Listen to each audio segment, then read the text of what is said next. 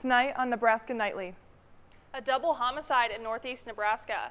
A new airline at the Lincoln Airport. And a revised plan for our city water. This is Nebraska Nightly.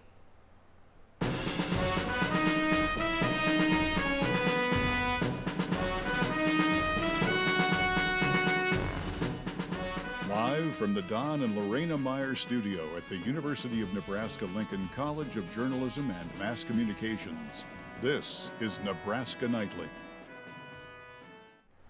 Welcome to Nebraska Nightly. I'm Elena Tomish. And I'm Mackenzie Noble. Our top story tonight, the Nebraska State Patrol identified the victims of the double homicide that took place earlier this week in Bloomfield. 77-year-old Curtis Strom and 49-year-old William Reffitt were killed.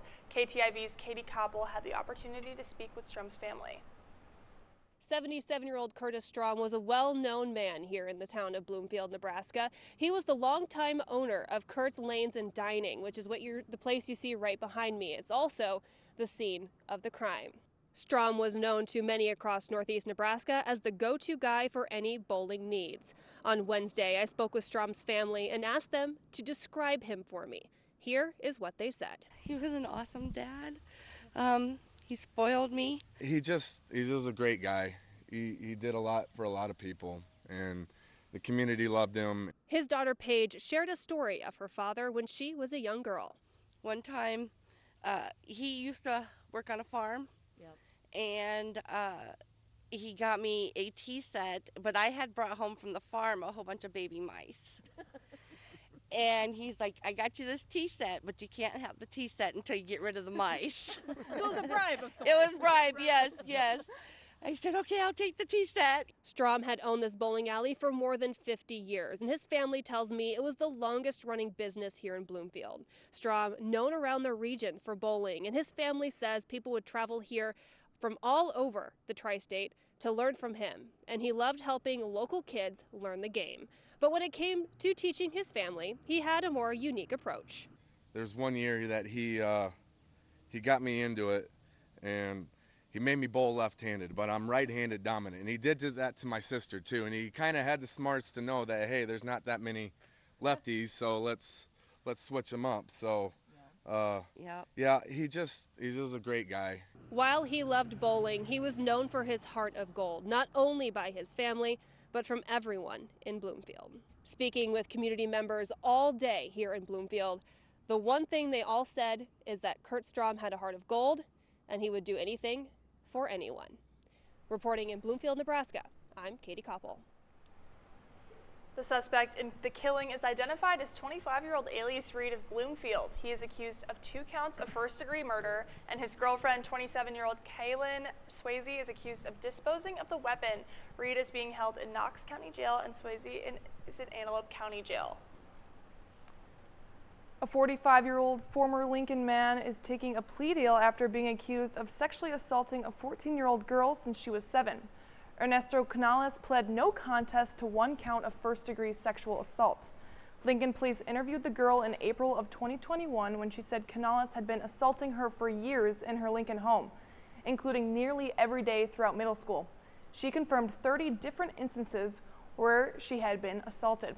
She also said Canales has threatened to kill one of her family members if she ever reported the assaults. The sentencing is set for April 1st, where he could face 1 to 50 years of prison. Canales is the suspect for the assault of 3 other young girls.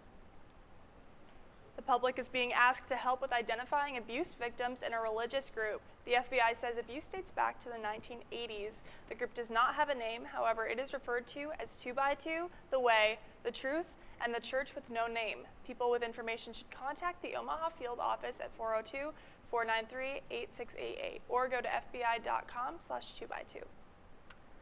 Well, here is more news from the week. Noah Carmichael from Nebraska Nightly has our News Minute. An inmate went missing from the Community Correction Center in Lincoln on February 16th. Jonathan King has been found and arrested in Little Rock, Arkansas. He was put into custody by Little Rock police on Wednesday. He is now in Pulaski County Jail. His sentence started in January of 2009. His original release date is scheduled for September 7, 2028. The Friends of Woods Tennis is looking to expand its location at Woods Park. The surrounding neighborhood does not like this idea. The facility currently houses 12 outside courts. President Todd Peterson has said that they've reached their 500 kid capacity for this year's session. Neighbors of the park wish to keep the area full of green grass, trees, and flowers. Woods Park also houses a jungle gym, the pool, and a ball field. UNL professors Janice Semplini and Hantao Gao teamed up to win $25,000 at the Targeted Genome Editor Delivery Challenge. The duo's project dealt with using particles from milk to transfer gene editors to any specific part of the body. They will return to the competition in 2025 with more research. Well, Commute Air is spreading its wings. The airline is creating a maintenance hub that will add at least 50 jobs to the Lincoln Airport. Commute Air recently finalized plans for a maintenance, repair, and overhaul facility at its Lincoln hangar. This will allow the company to handle heavy aircraft operations and offer maintenance services to other airlines. The Lincoln hangar will be the largest in the Commute Air network. The facility will host the airline's new E-170 charter aircraft, seating 70 passengers. The president and CEO says in a written statement the organization looks forward to making Lincoln a hub for the Commute Air family. This summer, the city of Lincoln will begin replacing the lead pipes that connect to city water mains. They are commonly found in older homes. Mayor Leary and Gaylor Baird announced an initiative to replace at least 6,000 of the pipes by 2035. The plan is partly motivated by 82 children testing positive for high lead levels. Lincoln Water Utilities wants to replace all lead pipes within the next 10 years. However, the city does not want the cost to fall onto homeowners. The effort will be funded in part by a loan of $32.6 million from the federal government, and Lincoln is eligible for this loan to be eventually forgiven. The city will begin phase 1 of this process in the spring by reaching out to property owners who are connected to lead pipes. In other news, today we have a special guest joining us from the UNL Bateman Case Study Competition Team. Nebraska Nightly's Peyton Pollad is with her now. Peyton? Thank you, Elena. Today I am joined with Emma Dustal. She is the campaign director for UNL's College of Journalism and Mass Communications Bateman Case Study Competition. So Emma, what is Bateman all about? Yeah, the Bateman Case Study Competition is sponsored by Public Relations Student Society of America, and this is a national competition. So university students from around the nation come together and participate in a competition for a national client. This year's client is Cultures Magazine, and we are given 1 month to plan, implement, and develop a public relations campaign. Awesome. So what is the campaign that you made? Our campaign is See Yourself. So for us, we want everyone to see themselves in their whole uniqueness, their identity, and who they are as a person, which really relates to Cultures Magazine's mission, as they are a national multicultural magazine that wants to celebrate people for their cultural fluidity and how they feel if they feel in between cultures. And I heard you have an event coming up as well? Yes, we have an event next Thursday at Reactor Coffee from 6 to 8 p.m., which is February 29th, and we are there to celebrate everyone as their uniqueness, come play games, hang out, and have conversations with people who feel like you. Awesome. Well, thank you for joining us today. We appreciate it. And back to you at the desk.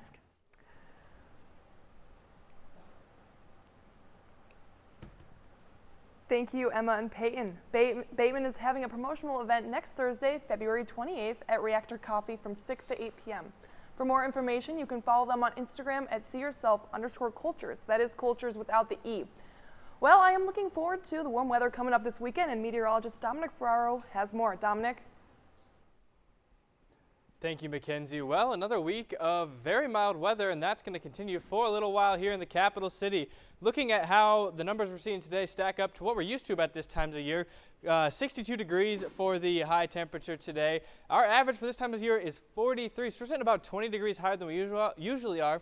However, this is 73 is your record high set back in 1918, so we're still well underneath from setting a new record high, but still pretty mild for this time of year. Looking ahead at your 18-day outlook, pretty below temperature on the west coast, average over the Rockies. And as we move into the central part of the country and over to the eastern part of the country, over the next 2 weeks will be very mild, especially up in the Great Lakes region. And we'll have more of what that means for us here in the Lincoln area after the break. Back to you at the desk.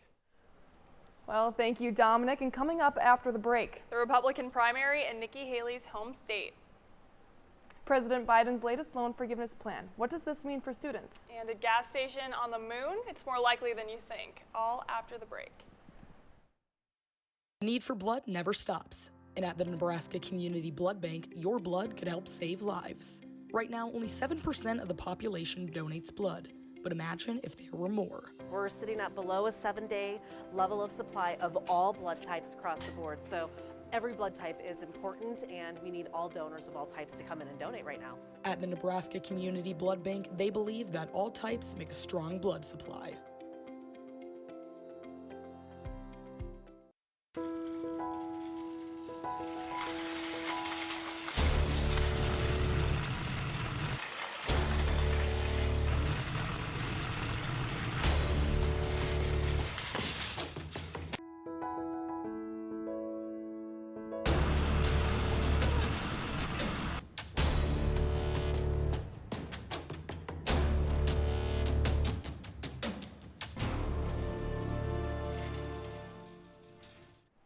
Welcome back. Full spring is officially upon us, but how long will this nice weather last? I don't know. It's getting a bit windy today. It's not really helpful for the hair. You can't complain when it's sunny and like 60 out, but meteorologist Dominic Ferraro has our 10-day forecast. Dominic, how long is this full spring going to last?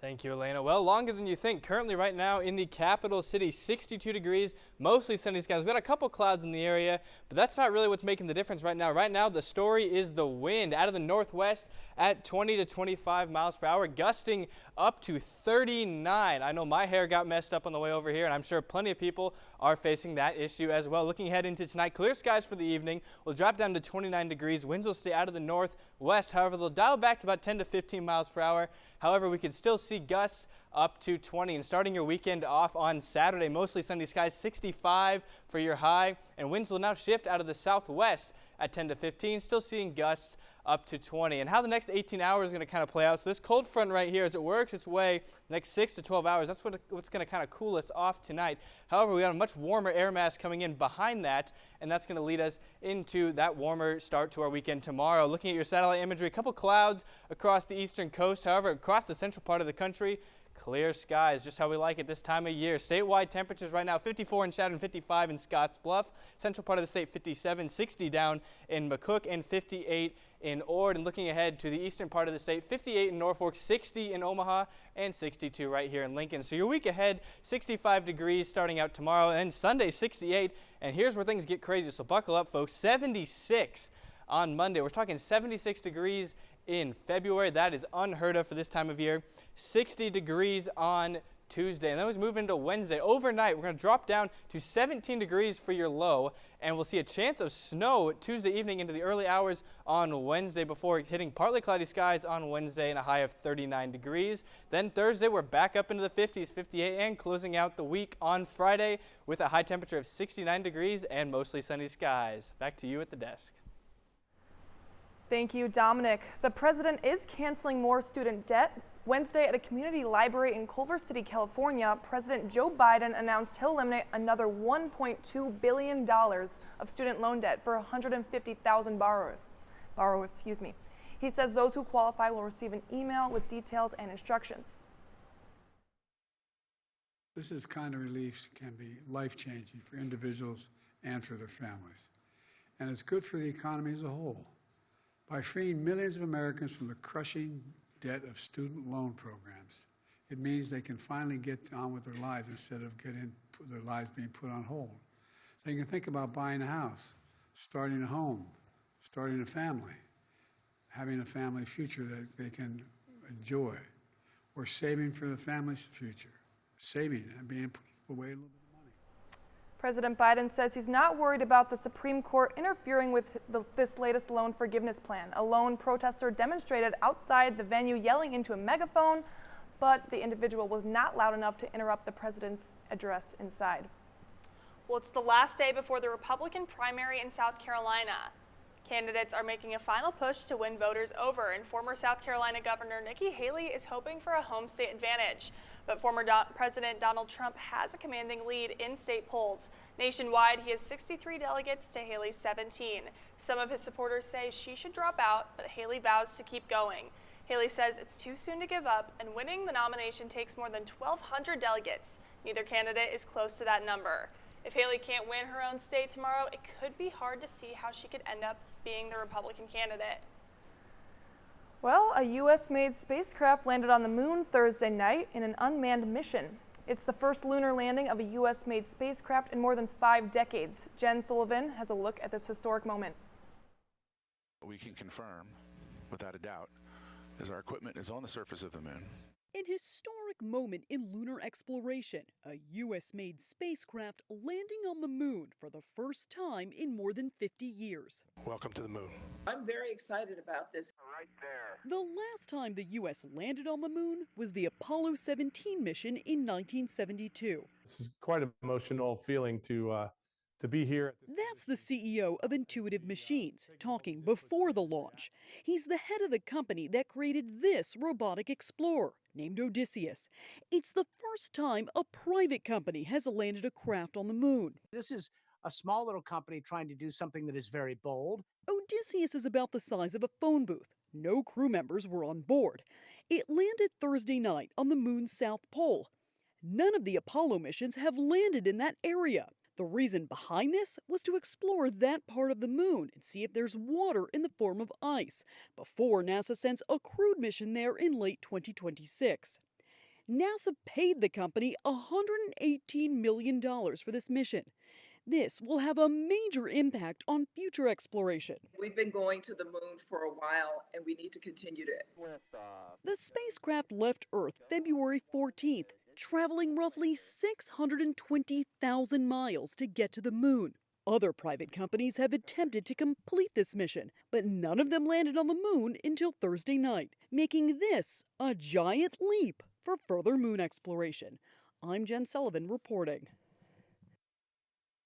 Well, this is quite the accomplishment for the U.S. You know, the experts have the analogy that it's just as hard to get to the moon as it is to hit a golf ball from New York to a hole in L.A. And we've done it several times. I know. It's so remarkable I know. and really great for exploration. Well, speaking of getting back to the moon after all of these years, NASA Administrator Bill Nelson says that there is a possibility to put a gas station on the moon. That there is ice in the crevice of rocks, which are totally shadowed. And therefore, we want to go to the South Pole, however hazardous it is, to see if there is water in abundance. Because if there's water, there's rocket fuel, hydrogen and oxygen, and we could have a gas station on the South Pole of the moon. The race to the moon continues as water and ice form could be on the lunar surface. If there, it could be turned into a rocket fuel and for more exploration. The moon is also home to minerals and isotopes hard to find on the Earth. Some of these materials could be vital to nuclear fusion, a possibly game-changing clean energy source. Well, coming up after the break, Nebraska baseball faces off with Grand Canyon. And Husker basketball looks for a Big Ten road win. All after the break. Okay, so how about this much? I don't know. Well, how about this much? I don't know. How about... Actually, I don't know. Okay, maybe this much? I don't know. The very tip of your pencil, a fraction of a raindrop, 3 grains of salt. That's how much it takes for a dose of fentanyl to become lethal. Learn more at realdealonfentanyl.com.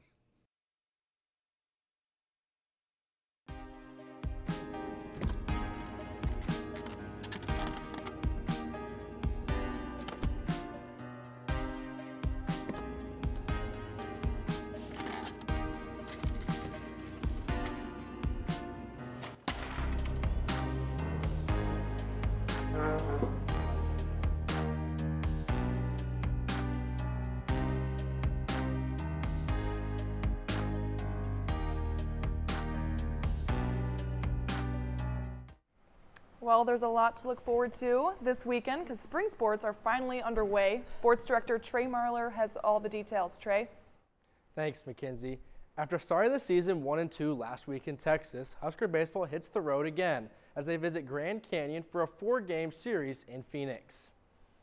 Fourth inning, Dylan Carey picks up right where he left off last week. He finds the gap to bring home Riley Silva.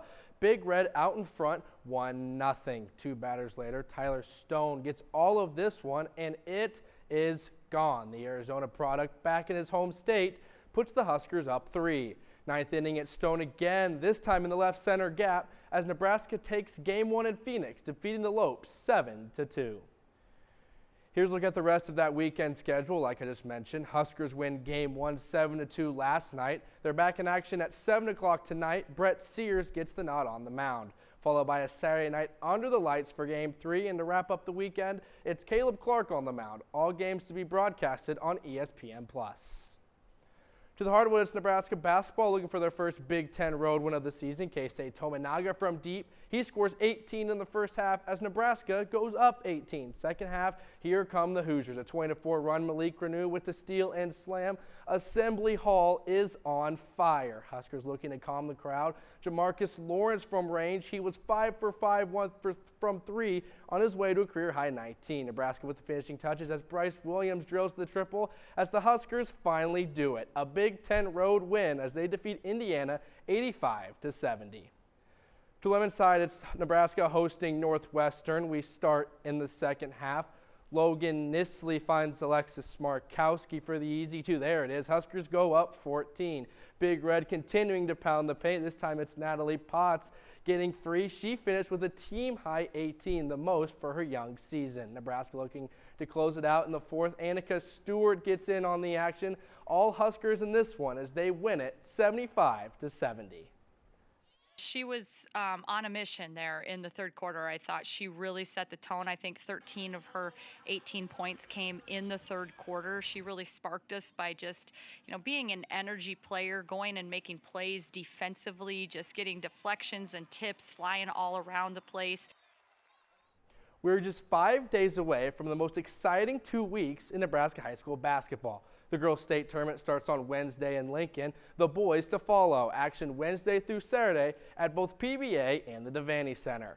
Class C2 sub-districts, it's Lincoln Lutheran visiting Freeman. Fourth quarter, Lutheran's Ryan Hager with the tough finish. Warriors go up 4. More from Lincoln Lutheran. Nathan Hawley with a lay-in that finds every part of the rim. Warriors lead late in the fourth. Falcons looking for an answer. Jacob Reed from downtown Adams, and it's a one-possession game. Freeman with a chance to tie it at the buzzer falls short. Down go the defending champs as Lincoln Lutheran survives 46-43.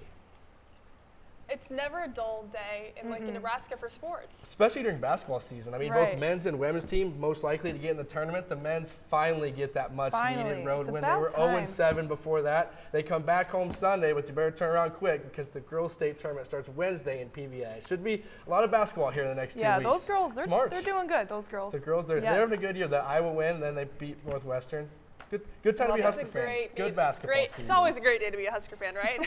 Thank you, Trey. Coming up after the break. The Lead Center announces its schedule, swing dancing lessons, and participate in a rock climbing contest, all after the break.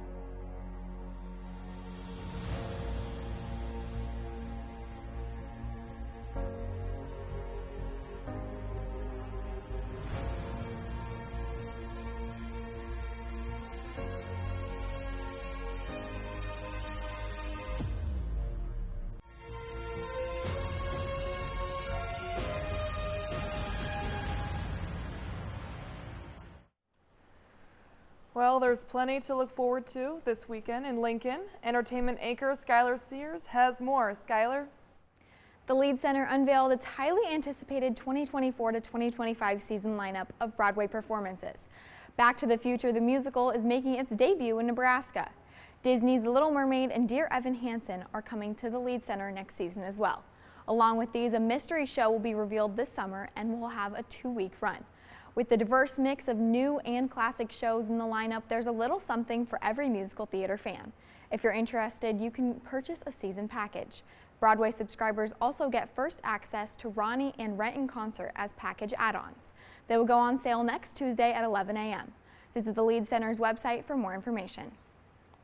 If you want to add some swing to your step tonight, grab your dancing shoes and head to the Union Ballroom. The UNL Ballroom Dance Club will be leading an evening full of interactive dance lessons open to students. Whether you have 2 left feet or are a seasoned dancer, it'll be a lively night full of learning the quick East Coast swing style. Expert instruction can be expected in the basics of East Coast swing, from footwork to lead-follow techniques. Participants will meet at Louise Pound Hall at 6:30 p.m. The event is free for all UNL students with an event pass. Beer House My Shaler in the Haymarket is hosting its annual Bachfest celebration this Saturday from 11 a.m. to 6 p.m. Experience the sights, sounds, and tastes of Germany without leaving Lincoln. Sway along to live polka bands like Angie Kriz, the Barry Boyce Band, and the Polka Tunes while sipping winter Bach beers. Enjoy classic German cuisines like hot pretzels or bratwurst, and compete in Hammerschlagen and other games to win prizes and bragging rights. All ages are welcome. Just bring your ID if you want to indulge in the Bach brews. To purchase tickets and get all the details, visit beerhouselnk.com. The Flatland Climbing Festival is returning this Saturday to UNL's Outdoor Adventure Center. Climbers of all levels are invited to test their skills on the rock wall and compete at this annual event. Participants will be scored on their best 3 roped climbs, top bouldering route, and their next highest rated climb of the day. Prizes from local vendors will be awarded to top competitors. There will also be plenty of vendor booths and socializing. Sessions run from 9 a.m. to noon and 1 p.m. to 4 p.m. Whether you're looking for competition or to climb for fun, the Flatland Festival offers a full day of fun. For more information and to sign up, visit crec.unl.edu. Back to you guys at the desk. Great, thank you, Skylar. Well, once again, Nebraska Nightly has been given the opportunity to collaborate with UNL Communications and 1011 News. Nebraska Nightly's Lance Vi is here with This Week at UNL.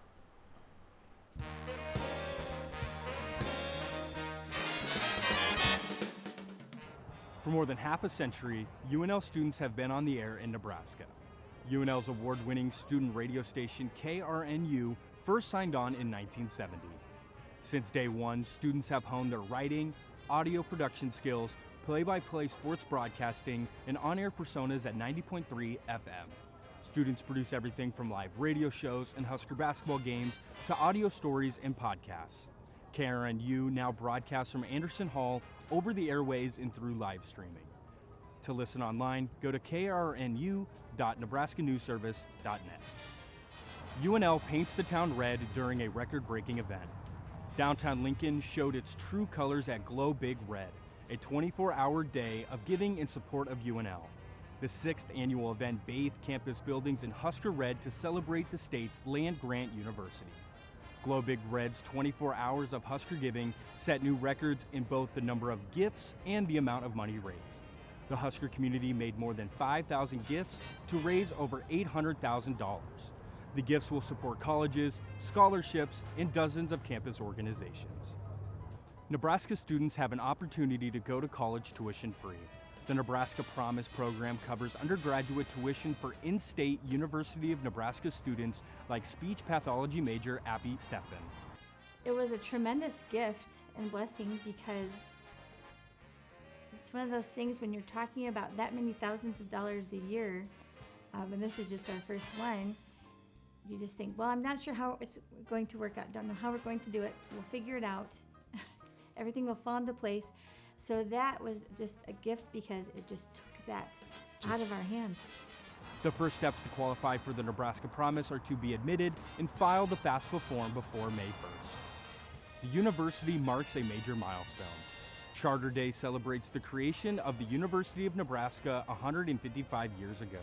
On February 15, 1869, the governor of Nebraska signed legislation to establish the university. The first Charter Day celebration took place in 1877 when the chancellor declared February 15th a holiday and canceled all classes. Early Charter Day celebrations included speeches, live music, poetry readings, and skits by campus literary societies. And that's what's happening this week at UNL. I'm Lance Vi.